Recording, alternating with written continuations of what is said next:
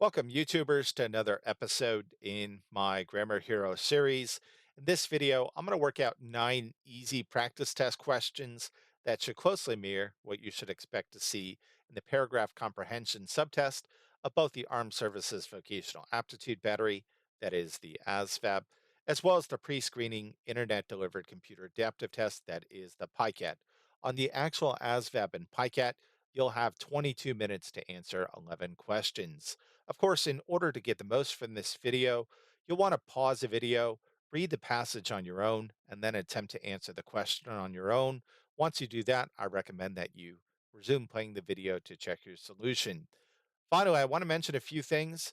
If you graduated from high school, you should not have any problems on this section of the ASVAB or PiCAT.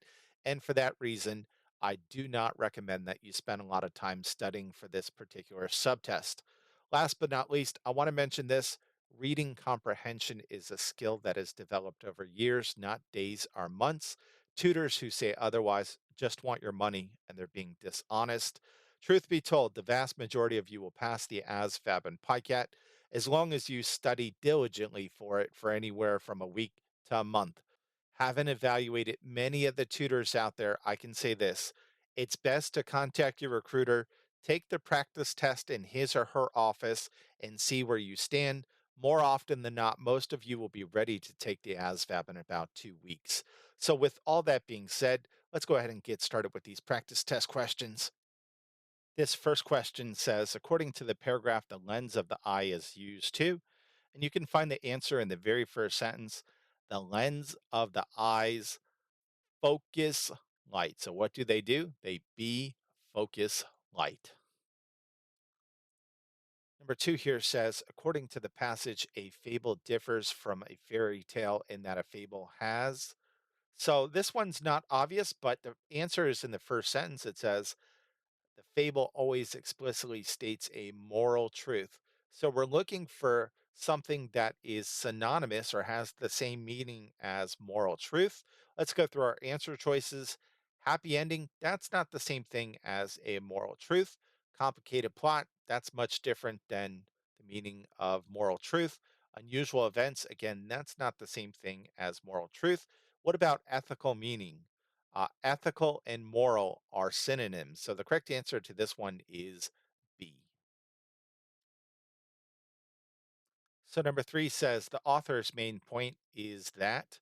So the gist of this passage is that some people enjoy taking leisurely vacations, but for many, it's not possible to switch gears into neutral and lie by the pool for a week.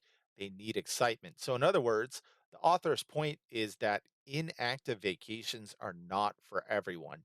Some people enjoy them, but some people need to do activities to enjoy their vacation. So this one is D.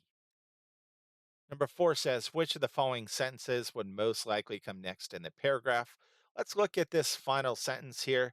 It says, researchers have found that some simple, fairly inexpensive objects can be as effective as expensive objects. So, in other words, an inexpensive object can be as good for home security. So, our answer choice is going to include a reference to that inexpensive object. C says, for example, costly design system. That's not what we're going for. D says doors should only be open. Again, we're talking about an inexpensive object being as effective as an expensive object, so that's not relevant. Leaving notes on doors or windows is not a good idea. Again, we're talking about an inexpensive object being as effective as an expensive object, so that's not correct.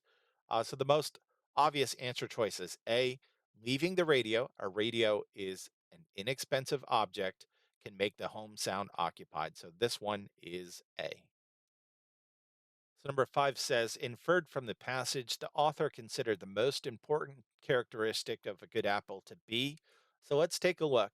In the beginning, there's always the crunch, and then he goes on to talk about the color being irrelevant, as well as the size being irrelevant. And even before the flavor and the tang of the acid, there's always the crunch. So he refers to crunch twice. In other words, the author believes the crunch is one of the most important characteristics of a good apple. The word crispiness is a synonym for the word crunch. So this one is going to be B. So number 6 says, what does this paragraph imply about oil-based paints? So right here it says, latex house paints have several advantages over oil-based paints, and then it lists the advantages. Latex dries quickly. So in other words, oil-based paints dry slowly. Two, latex-based paints can be cleansed with water. That implies that oil-based paints can't be cleaned with water. And three, latex based paints don't peel when applied to damp wood. That implies that oil based paints peel when they're applied to damp wood. So this one is going to be A. We can infer that they peel when applied to damp wood. Number 7 says, according to the paragraph, the production of one size fits all merchandise benefits all the following except. So again, it says right here, store managers love it, so it benefits them. Manufacturers like it, so it benefits them. Computer networks prefer it, so it benefits them. And at the very end, it says saves time and money for them, not you. So it doesn't benefit you, the consumer. D. Number 8 says, which of the following is the main point of the passage? So it starts by saying we're led to believe that there's very little one man or woman could do to change the ills of the world. That is the history of the world. That said, if we look at history, we can see that that is not so. In other words, that's not true. And then this passage gives us two examples where one person made a significant impact on the ills of the world. It says right here, a woman reclaimed the territory of France. That's Joan of Arc. And number 2 says, or example 2 says, a man proclaimed that all men are created equal. That's referring to Thomas Jefferson and what he wrote in the Declaration of Independence. So, in other words, the main point of this passage is that an individual does have the power to change history. And it gave us two examples of that in the passage. Number 9 says the passage is primarily concerned with the. So let's take a look at the first sentence. It says the world decorates serious artists with laurel, that is, it rewards them, and its wags with Brussels sprouts. A wag is a joker, and Brussels sprouts, as you can imagine, are undesirable.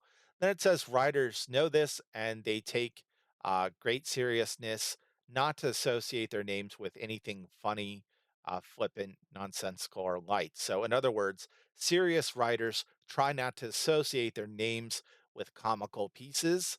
Then it says, many poets writing today sign their real names to their serious verse and pseudonyms to their comical verse. A pseudonym is a fake name. So, in other words, they put their real name on their serious work and they put a fake name on their comical work. So, the whole point of this passage is that there is a big lack of respect given to humorous writing.